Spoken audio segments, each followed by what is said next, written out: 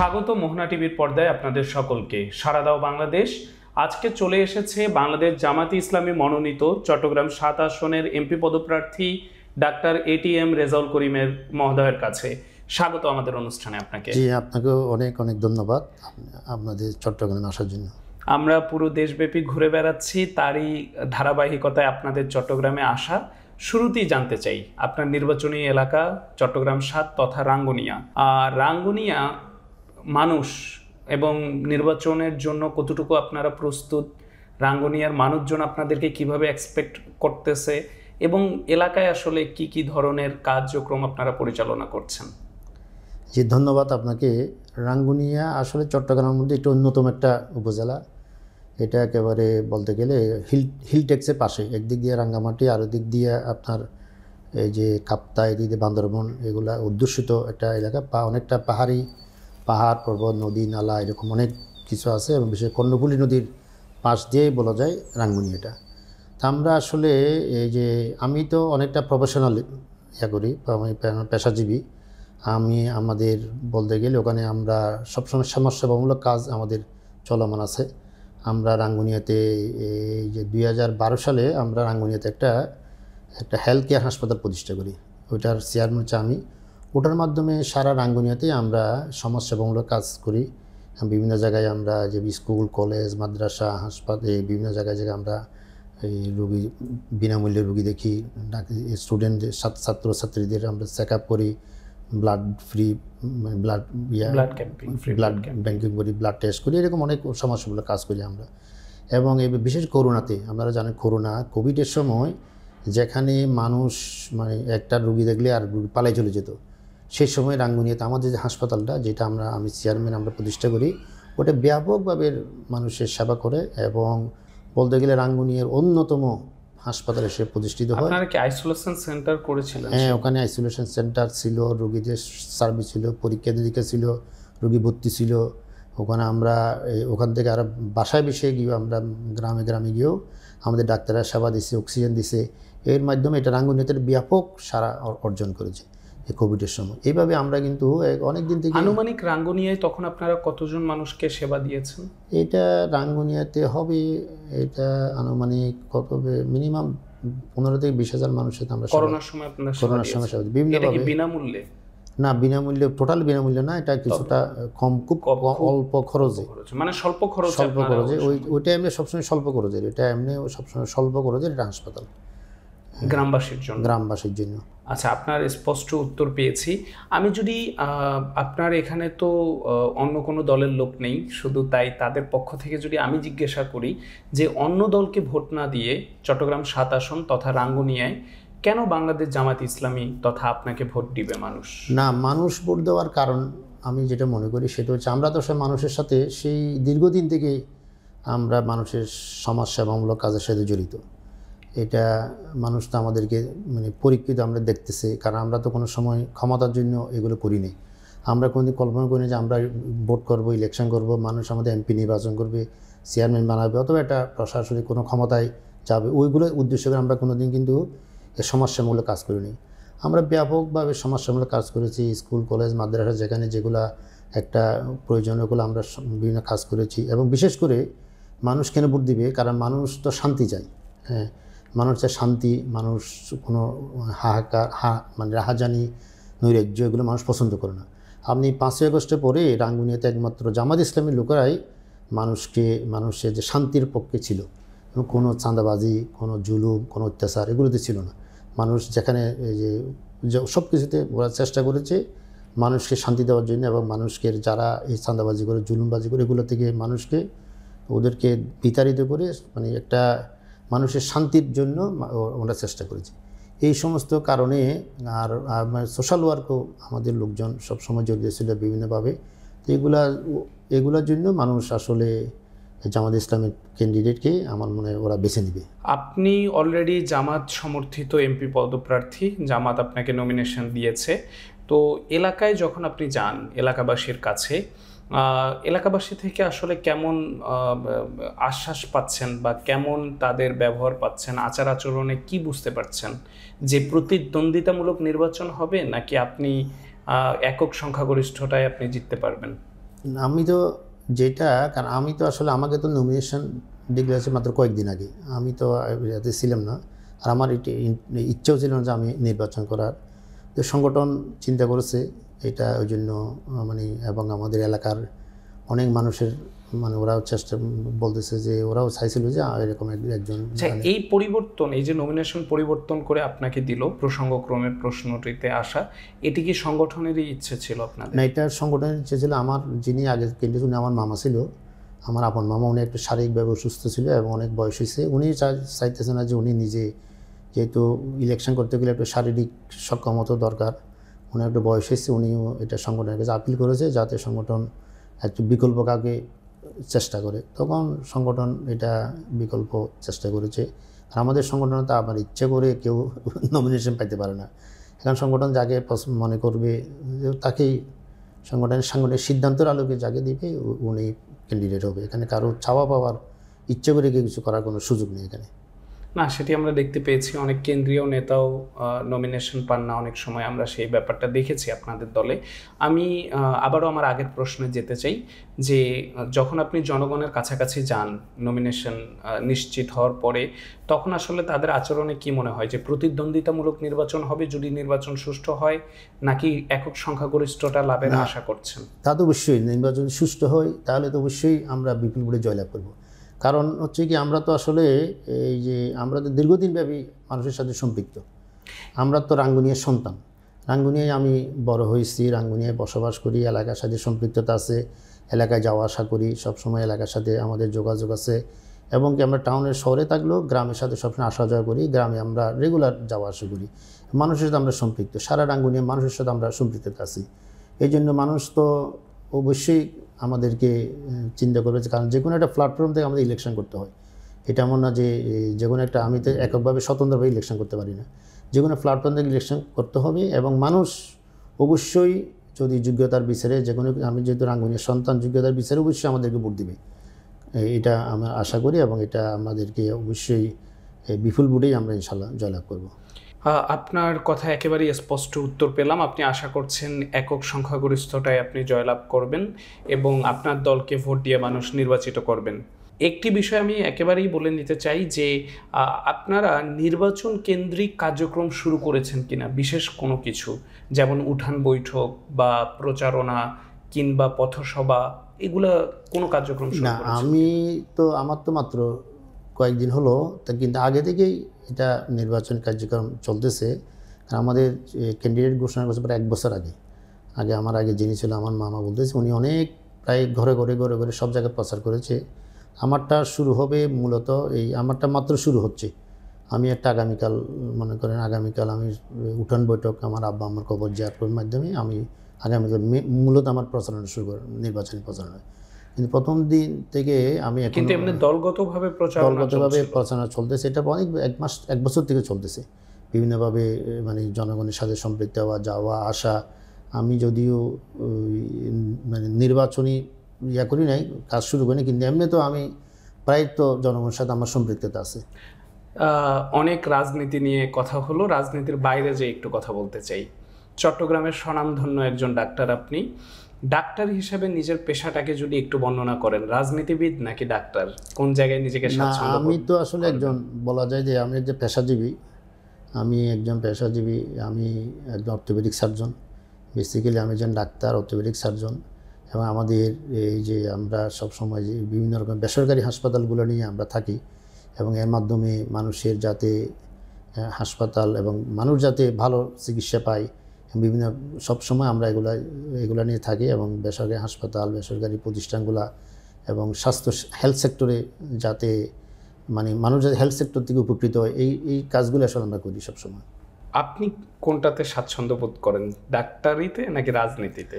না, আমি তো একজন ডাক্তার বলতেছি, তো আমি একজন পেশাজীবীর সাথে এখন রাজনীতিতে যখন যাচ্ছি, দুইটাই একসাথে, মানে দুইটা হবে। কিন্তু আমি একজন ডাক্তার হিসেবে আমি পরিচয় সবথেকে স্বাচ্ছন্দ্য বোধ করি। ছোটবেলা থেকে কি ইচ্ছে ছিল ডাক্তার হওয়ার? হ্যাঁ, আমার ছোটোবেলা থেকে ইচ্ছা ছিল। আমি যখন স্কুলে পড়ি তখন থেকে আমার ইচ্ছা ছিল, আমার আব্বা আমার ইচ্ছা ছিল আমি ডাক্তার হব, সেই হিসেবেই ডাক্তার হওয়া। নিজেকে আজকে সফল ডাক্তার হিসেবে বিবেচনা করেন কিনা? না, আমি তো অবশ্যই আল্লাহর অশেষ রহমত, কারণ আমি তো আল্লাহর অশেষ রহমত যে সকলেই তো বলা যাবে, কারণ আমাদের সাথে তো অনেকেই তো ছিল যারা আমাদের বন্ধুবান্ধব, সবাই তার মানে আমরা যতটুকু এসেছি আসতে পারে নাই, তা আল্লাহর অশেষ রহমত, আমাদের মা বাবার দোয়া ছিল আমরা এতটুকু আসতে পেরেছি। এটা তো আমি বলবো যে অবশ্যই সফল, আল্লাহর মানে আল্লাহর অনেক রহমত ছিল আমাদের উপর। আপনার ডাক্তারিতে যেমন চট্টগ্রাম জুড়ে সুনাম আছে, ঠিক একইভাবে বিভিন্ন বেসরকারি হাসপাতাল ব্যবস্থাপনায়ও আপনার বিরাট একটা অংশ ভূমিকা রয়েছে অনেকগুলোতে।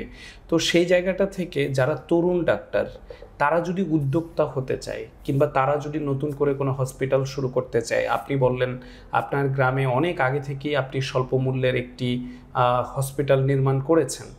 তরুণ কোনো ডাক্তার যদি তার গ্রামে ঠিক আপনার মতো করে শুরু করতে চায়, তার উদ্দেশ্যে আসলে উপদেশমূলক কি বলবেন, কিভাবে তিনি শুরু করবেন বা কিভাবে কি করবেন? না, তা তো অবশ্যই। আমরা তো আপনি জানেন যে আমি চট্টগ্রাম জেলা আমাদের যেটা প্রাইভেট মানে হাসপাতাল যে ক্লিনিক অ্যাসোসিয়েশন, সেটা আমি ভাইস প্রেসিডেন্ট। আমরা চেষ্টা করি আমাদের সমিতির মাধ্যমে সব জায়গায় সব হাসপাতালগুলোতে যাতে মানে ভালো মতো সেবা নিশ্চিত হয় এবং ডাক্তাররা যাতে ভালো পরিবেশে থাকে, রোগীরা যাতে ভালো সুচিকিৎসা পায়, এগুলো আমরা সব নিশ্চিত করি। আর তরুণ যারা কিন্তু উদ্যোক্তা হতে চায়, তা আমরা কিন্তু সবসময় ওদেরকে এনকারেজ করি, ওরা উদ্যোক্তা হোক, আমরা সবসময় সহযোগিতা করি। এবং কি যে আমি নিজে গিয়েও ওই সমস্ত প্রতিষ্ঠানগুলো ভিজিট করে ওদের একটা স্ট্রাকচার থেকে আরম্ভ করে সব কিছুতে স্ট্রাকচার করা, তারপর ইকুইপমেন্ট ক্রয় করা এবং সব কিছু সেট আপ সবই আমরা চেষ্টা করি ওরা একটা মানসম্পন্ন হাসপাতাল করুক, তাহলে ওই এলাকার মানুষ উপকৃত হবে, এটা আমরা সবসময় চেষ্টা করি।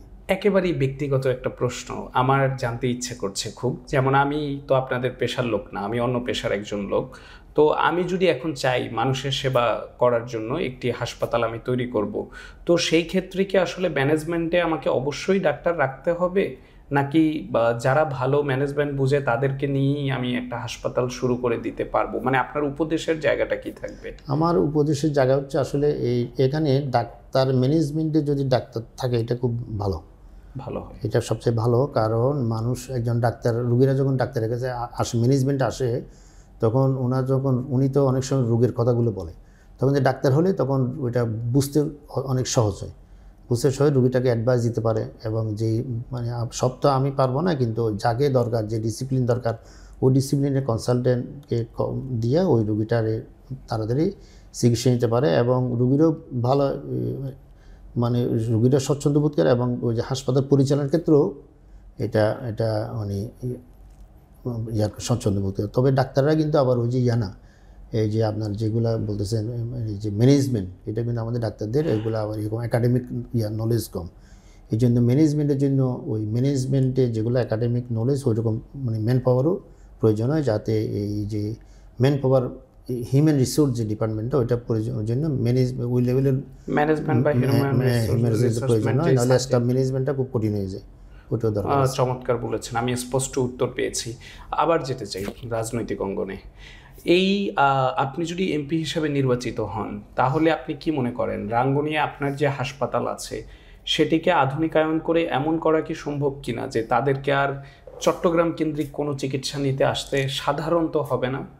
না, আল্লাহ যদি আমাদেরকে করে, তাহলে এটা তো আমাদের একটা প্রাইভেট, কিন্তু সরকারি হাসপাতালগুলোকে আপনাকে ডেভেলপ করতে হবে প্রথমে। সরকারি যে হাসপাতালগুলো আছে, কারণ মানুষ তো সরকারি হাসপাতালে যাবে, গরিব মানুষ, অসহায় মানুষ ওখানে যাবে। আমাদের কমিউনিটি ক্লিনিক যেগুলো আছে, কমিউনিটি ক্লিনিকগুলো ডেভেলপ করতে হবে। এখন অনেকগুলো কমিউনিটি ক্লিনিক আছে, ওগুলোতে কিন্তু ডেভেলপ না, ইনফ্রাস্ট্রাকচার ভালো না, মানে এখানে স্টাফ প্যাটার্ন ভালো না। তারপরে আমাদের যে সমস্ত উপজেলা হেলথ কমপ্লেক্সগুলো আছে ওগুলোতে কিন্তু ইনফ্রাস্ট্রাকচার ভালো না। আমাদের টার্গেট থাকবে ওই সমস্ত হাসপাতালগুলোর ইনফ্রাস্ট্রাকচারটা ভালো করে এবং ওখানে যাতে রুগী বান্ধব করা যায়, পরিবেশটা এমন করতে হবে যাতে রুগীরা গিয়ে স্বাচ্ছন্দ্য বোধ করে এবং আমাদের যারা চিকিৎসক আছে ওরাও যাতে চিকিৎসা দেওয়ার জন্য স্বাচ্ছন্দ্য বোধ করে, ওই রকম পরিবেশ বান্ধব। আমার টার্গেট হচ্ছে রাঙ্গুনিয়াতে হেলথ সেক্টরে একটা বিপ্লব করা, শিক্ষাক্ষেত্রে বিপ্লব করা, শিক্ষা, হেলথ। এবং আরেকটা আপনি জানেন কিনা জানি, আমাদের রাঙ্গুনিয়ার সবচেয়ে বড় মানে সমস্যা হচ্ছে কর্ণফুলী নদীতে। এখন কর্ণফুলী নদীতে অনেকটা বলা যায় যে চরদখলের মতো হয়ে গেছে, বালু, মানে কর্ণফুলী নদীর বালু এমনভাবে সন্ত্রাসীরা বালু নিয়ে যাচ্ছে, বালু নিতে নিতে বালু খেকু হইয়া কর্ণফুলী নদীটা পুরোটা কর্ণফুলী নদী মনে হয় যে আগামী বৃষ্টি আসলে আমাদের কর্ণফুলী নদীর দুদিকে প্রায় 7টা ইউনিয়ন আছে, অনেক বড় বসতি, তাহলে পুরোটা ইউনিয়নে দেখা যাবে যে নদীগর্ভে বিলীন হয়ে যাবে। তা আমাদের এখন বড় আর একটা চ্যালেঞ্জ হচ্ছে এই বালুখেকুদের হাত থেকে কর্ণফুলী নদীকে রক্ষা করা। তারপর আরেকটা আমাদের রাঙ্গুনিয়ার যে সবচেয়ে বড় যে কাপ্তাই রোডটা, আমাদের কাপ্তাই রোডটা অনেক সরু, প্রচুর গাড়ি চলাচল করে ওই দিক দিয়ে, কিন্তু এটা আমার দীর্ঘদিন ব্যাপী ওইটা 4 লেনে হয়নি। এটা কিন্তু একটা বড় দাবি মানে এলাকার জনগণের, ওই রোডটাকে 4 লেনে করা। আর একটা রোড অত্যন্ত ওইটা হচ্ছে মরিয়মনগর সুমনি থেকে রানীহাট পর্যন্ত, এটা বড় রোড, প্রায় 15-20 কিলোমিটার রোড। ওইটাও কিন্তু অনেক ছোটো, এটা রাঙ্গুনিয়ার সবচেয়ে বড় মানে রোড, ওইগুলো কিন্তু ছোটো, ওইগুলো প্রশস্ত করা। এগুলো কিন্তু ইনফ্রাস্ট্রাকচারটা যদি করা হয় তাহলে রাঙ্গুনিয়ার মানুষের এই যে যোগাযোগ যদি ঠিক থাকে, তাহলে কিন্তু অন্যান্য মানুষের যে স্বাস্থ্য, শিক্ষা, চিকিৎসার এগুলোও উন্নত হয়। আমাদের ওইটা টার্গেট থাকবে। তো আপনার থেকে সুস্পষ্ট উত্তর আমি পেয়েছি। আমি একটি ভিন্ন প্রশ্ন করতে চাই। সেই প্রশ্নটি হলো, পৃথিবীর অনেক দেশেই আমি দেখেছি যে নির্দিষ্ট এলাকায় নির্দিষ্ট পরিমাণ ভিজিট ফিক্সড করে দেয়া, তার বাইরে ডাক্তাররা চাইলেও যেতে পারে না। বাংলাদেশে কিন্তু যাচ্ছে তাই অবস্থা, যে কোনো ডাক্তার যে কোনো পরিমাণ মূল্যের ভিজিট কিন্তু তারা নিচ্ছে। তো এটি তো আসলে আপনার মতামত কি এই ব্যাপারে? এবং চাইলে আপনারা যদি গভর্নমেন্টে আসেন আসন্ন জাতীয় নির্বাচনে, আপনারা কি এই ব্যাপারে কঠোর কোনো পদক্ষেপ নেবেন কিনা? আসলে তো আমাদের দেশে আপনি তো কোনো স্বাস্থ্য নীতি নাই। আসলে আপনাকে প্রথম আগে এটা হেলথ পলিসিটা ডেভেলপ করতে হবে। হেলথ পলিসি যদি ডেভেলপ হয় তাহলে কিন্তু আপনার সব প্রশ্নের জবাব হয়ে যাবে। তখন শুধু ফি কেন, আপনি ফি একটা নিলেন, তারও অনেক কিছু আছে, মেডিসিন আছে, ফি আছে, আমাদের পরীক্ষা নিরীক্ষা আছে, ডায়াগনস্টিক সব কিছু আছে। এবং আর ওই যে এগুলোতে আপনার সব কিছু তো হেলথ পলিসিটা ঠিক করতে হবে। আমাদের তো এই এত বছর স্বাধীনতা প্রায় 50 বছর মানে হয়ে গেছে, অনেক সরকার এসেছে, কিন্তু হেলথ পলিসি করে নাই। এটা কিন্তু আমাদের একটা কোনো হেলথ পলিসি নেই। আপনাকে হেলথ পলিসি যদি ঠিক করেন তাহলে কিন্তু আপনার সব কিছু ঠিক হয়ে যাবে, এখানে আর কোনো সমস্যা হবে না। মানে এই সমস্যাগুলো আর থাকবে না বলে আপনি মনে করেন? পলিসি করতে হবে আগে পলিসি গুরুত্বপূর্ণ। আমি এই পর্যায়ে আপনার থেকে জানতে চাই, আসলে একজন ডাক্তার হিসেবে আপনি আমাদেরকে একটু বলবেন যে সুস্থ থাকার উপায়গুলো কি কি, আসলে কি কি জীবনে কিভাবে চললে, জীবনযাপন করলে মোটামুটি সুস্থ থাকা যাবে, ওষুধ ছাড়া থাকা যাবে? সুস্থ থাকার জন্য আসলে আমাদের দেশে তো এখন আমরা খুব ব্যস্ত মানুষ। সুস্থ থাকা যে প্রথম হচ্ছে আপনাকে ব্যস্ততাটা কমাতে হবে। একটা নির্দিষ্ট পরিমাণ সময় আপনাকে বিশ্রাম নিতে হবে। তারপর একটা মানে কিছু সময় আপনাকে ব্যায়াম করতে হবে। খাদ্যাভ্যাসটা আমাদের অনেকটা ঠিক নেই, খাদ্যের ওইটাও আমাদেরকে ঠিক করতে হবে। এগুলো যদি আমরা এবং আমাদের যে আপনার কোনো মানসিক টেনশন মুক্ত কাজ করতে হবে। এই টেনশনের কারণে আমাদের বিশেষ করে অনেকগুলো রোগ চলে আসে। এই জন্য এগুলো যদি আমরা করি তাহলে আপনি অনেক রোগ থেকে মুক্ত হওয়া যাবে। একেবারেই কথা বলতে বলতে কখন যে অনুষ্ঠানের শেষ পর্যায়ে চলে এসেছি আমার খেয়ালই নেই। আমি একেবারেই জানতে চাই যে তরুণ প্রজন্মের এখন সবচেয়ে বড় সমস্যা, আমি নিজের সমস্যার কথা বলি, যে আমরা বিভিন্ন সোশ্যাল মাধ্যমে কিংবা সোশ্যাল মাধ্যম রেখে দিয়েও আমি চেষ্টা করি, আমাদের গভীর রাত ছাড়া ঘুম আসছে না। মানে আমাদের বায়োলজিক্যাল ক্লকটাই আসলে এরকম হয়ে গেছে যে আমাদের 3টা-4টার আগে ঘুম আসে না। আমি যেমন পার্সোনালি ফজরের নামাজ পড়েই আমি ঘুমাতে যাই এবং উঠি দেখা গেছে জোহরের সময়। তারপরে কাজের কোনো মানে কি বলবো, যে রুটিন যেই কাজগুলো সেগুলো অমিল হয়ে যায়। যে আর্লি ঘুমের কোনো উপায় আছে কিনা ডক্টর এইভাবে? আমি যেটা মানে আমার পার্সোনাল অপিনিয়ন হচ্ছে, আপনাকে অবশ্যই রাত 10টার মধ্যে আপনাকে সব কাজ শেষ করতে হবে। সব কাজ শেষ করে 10টার মধ্যে আপনি যদি আপনার লাইফ স্টাইলটা চেঞ্জ করতে হবে।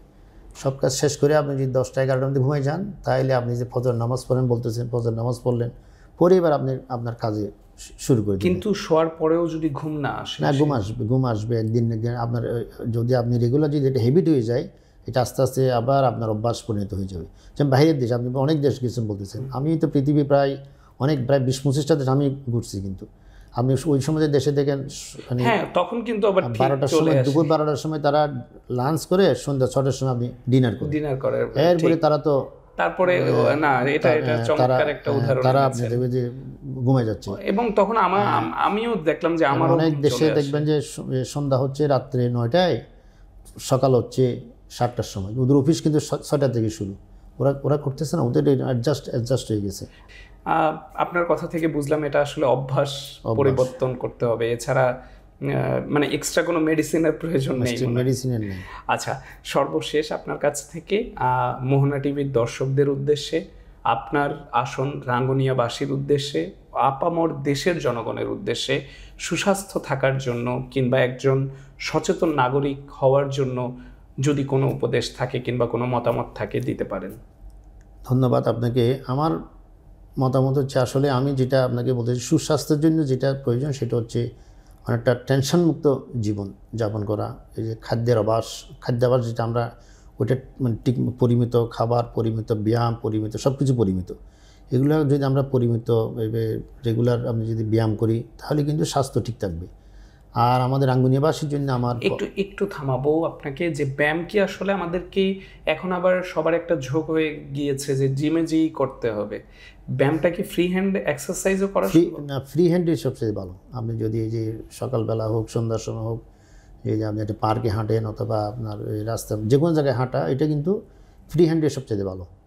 ওই ব্যায়ামটা করলেই শরীরের জন্য পারফেক্ট। অবশ্যই আপনি যদি করলে তো অনেক রোগ থেকে আপনি মুক্ত হবেন। লিভার ডিজিজ থেকে মুক্ত হবেন, হার্ট ডিজিজ থেকে মুক্ত হবেন, ডায়াবেটিস থেকে মুক্ত হবেন, প্রেশার থেকে মুক্ত হবেন, এবং সর্বোপরি আপনার মেন্টাল গ্রোথটা থাকবে। মেন্টাল দৈনিক একজন সুস্থ স্বাভাবিক মানুষের কি পরিমাণ কয় মিনিট হাঁটা প্রয়োজন বলে আপনি? মিনিমাম আপনার 45 মিনিট থেকে 1 ঘন্টা হাঁটা দরকার। রাঙ্গুনিয়াবাসী এবং দেশবাসীর উদ্দেশ্যে, রাঙ্গুনিয়াবাসীর জন্য আমাদের মানে আমার হচ্ছে কি, রাঙ্গুনিয়াতে আমি আসলে রাঙ্গুনিয়ার সন্তান। আমরা চাই রাঙ্গুনিয়াতে এমন একটা নেতৃত্ব আসুক যারা সৎ হবে, গতিশীল হবে এবং যারা পরীক্ষিত, যারা শুধু নতুন হঠাৎ করে এসে মানুষকে অনেক কিছু আমরা বলি, অনেক আশা দিই, অনেক আশ্বাস দিই, এগুলো তো সাময়িক। কিন্তু যারা মানে অনেক দিন থেকে রাঙ্গুনিয়াবাসীর সাথে আছে, ওরা তো পরীক্ষিত। যারা পরীক্ষিত, যাদেরকে মানুষ মনে করে যে সৎ, যোগ্য এবং যারা দুর্নীতি মুক্ত সমাজ প্রতিষ্ঠা করতে পারবে, এই দেশটাকে দুর্নীতি বা মুক্ত সমাজ প্রতিষ্ঠা করে দেশকে সুখী সমৃদ্ধ করা যাবে, তাদেরকেই আমি আশা করব যে তাদেরকেই জনগণ বেছে নেক, এবং এর মাধ্যমে আমাদের রাঙ্গুনিয়ার আপামর মানুষ যাতে এই যে মানে সামনে দিনগুলোতে অনেক একটা সুখ স্বাচ্ছন্দ্যে থাকতে পারে, এবং ওইটাই আমার পরামর্শ থাকবে। ধন্যবাদ আপনাকে আমাদের অনুষ্ঠানে অংশ নেওয়ার জন্য এবং আমাদেরকে সুযোগ করে দেওয়ার জন্য। প্রিয় দর্শক, শুনছিলাম কিন্তু এতক্ষণ আজকে সারা দাও বাংলাদেশের একটি বিশেষ পর্ব। আমি এই কারণে বলবো, আমরা এসেছিলাম রাজনীতিবিদের কাছে, কিন্তু আমরা বোনাস হিসেবে অনেকগুলো উপদেশ বিনামূল্যে পেয়ে গেলাম। যেই উপদেশগুলো পেতে গেলে হয়তো আপনাদের ভিজিট গোনা লাগতো, কিন্তু সেই ভিজিট ছাড়াই আজকে আমাদের মাধ্যমে আপনারা কিভাবে সুস্বাস্থ্যবান হতে পারেন, সুস্বাস্থ্যের অধিকারী হতে পারেন, সুন্দরভাবে জীবনযাপন করতে পারেন, সেই বিষয়গুলো কিন্তু চলে এসেছে আজকের এই ছোট্ট টকশোর মাধ্যমে, ইন্টারভিউর মাধ্যমে। আমি এর আগেও বলেছি, সারা দাও বাংলাদেশ অনুসন্ধানী সংবাদ সব জায়গায় সব সেক্টরে নজর রাখবে। আজকে কিন্তু দুটো কাজ একসাথে হলো। এক হলো একজন রাজনীতিবিদের চিন্তাভাবনা আপনাদের সামনে প্রকাশ করলাম, আরেকটি হলো একজন চিকিৎসক হিসেবে যে যে উপদেশ আমাদের সকলের জীবনে এখন দরকার, তাড়াতাড়ি ঘুমাতে যাওয়ার যে ব্যাপারটি, সেই ব্যাপারটি কিভাবে ঘটানো যায় তারও রহস্য কিন্তু আজকে উদ্ঘাটন করার চেষ্টা আমি করেছি। বাকিটা আপনারা মূল্যায়ন করবেন আপনাদের হাতে। প্রিয় দর্শক, নতুন কোনো অতিথি নিয়ে, নতুন কোনো ভাবে, নতুন কোনো তথ্য, নতুন কোনো প্রশ্ন, নতুন কোনো স্থানে আবারও আপনাদের সাথে দেখা হবে। সে পর্যন্ত মোহনা টিভির সাথেই থাকুন, ভালো থাকুন, সুস্থ থাকুন, আমাদের সাথেই থাকুন। ধন্যবাদ আপনাদের সকলকে।